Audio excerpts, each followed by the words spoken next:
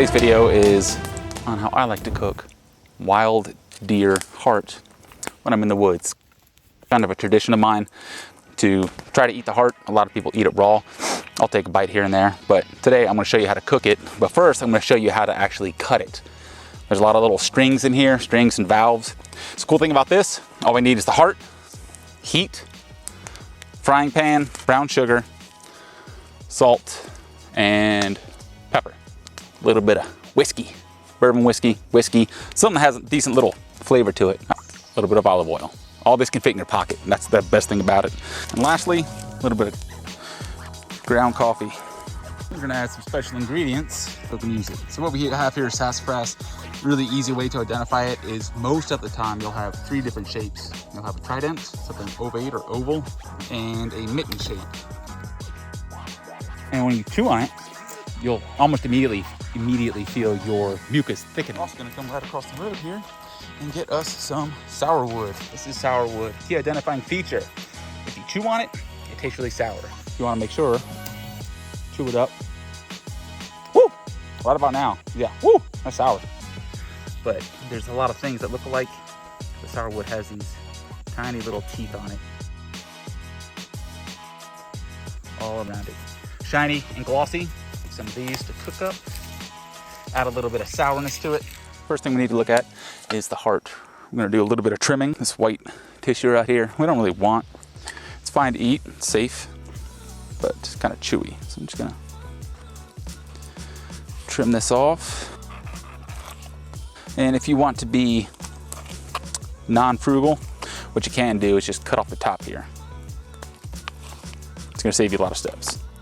And it helps get out some of that congealed blood as well. So as you can see, there's 2 reservoirs here. There's another fancier term for it. I forget what it is. Right here you can see, that's one of those little heartstrings I'm talking about. We don't want to eat those. We can, they're safe again, but they're chewy. So what we need to do is look at how this is oriented, how it's built. So we have this kind of thick ring of meat here, and then thick here, but it kind of thins on the edges. So what we're gonna do is pretend this is a cut. I'm gonna cut, and continue here, okay? And also here. I'm gonna do my best to do this while holding it so you can see.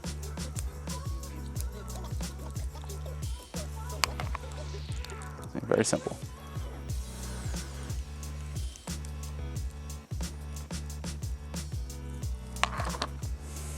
See how that unfolds? And here's some of those heartstrings again we're talking about. And just kind of cut here. See how it's unfolding? That's exactly what we want.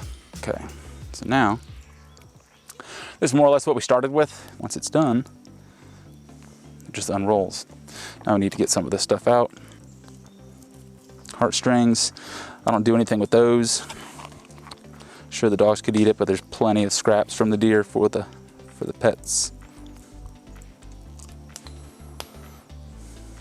We have a thick side and a thin side. We're gonna go ahead and separate those right here. The only reason we're really doing that is cooking speed. The thin side's gonna cook a lot faster than the thick side. Get a little bit of pepper. Go ahead and get both sides. Now we're going with a little bit of salt.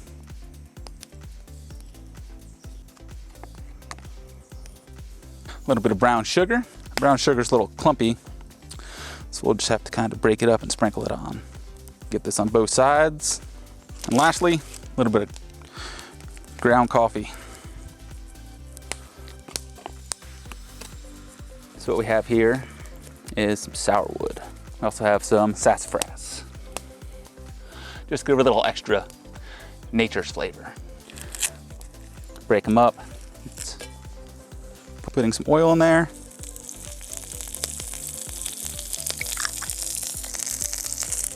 We're gonna take that out of the heat for a moment, just so we can take in some of those juices from the plant.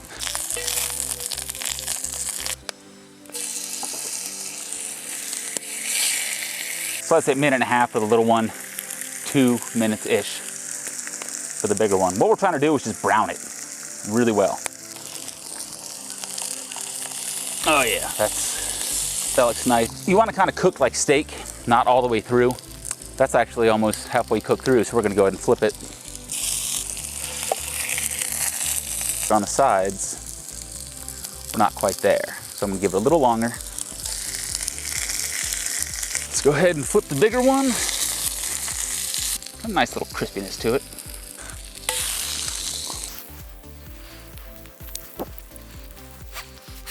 Careful of it curling up like this. You want that flat. What I'm gonna do, I'm gonna go ahead and cut this guy in half so it sits a little better.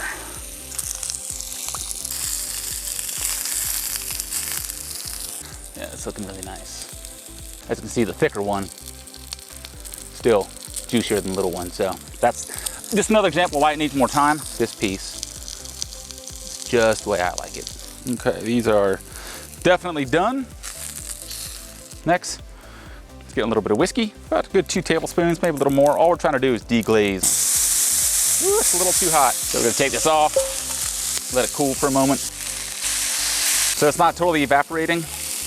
That's good. So now I'm gonna put some homemade butter in here. We don't want this to be really, really hot. We do not. So as you can see, the butter's not melting too quickly. We've still got some butter here. That's the good stuff. We're gonna add a little more butter for viscosity and flavor.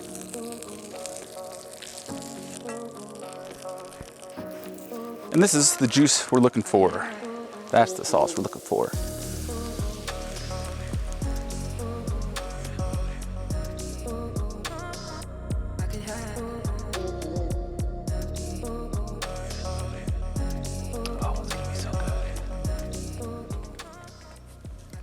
Give some of this heart a taste. To me, it looks really good.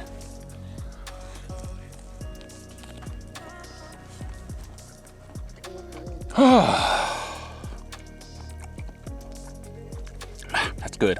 That's not good for just cooking something in the woods. I would cook this the same way at home. This is the way I cook it at home. This is good. This is really, really good. Man, something about eating something you kill it's a whole new level. I recommend you try this. Look how well that's cooked.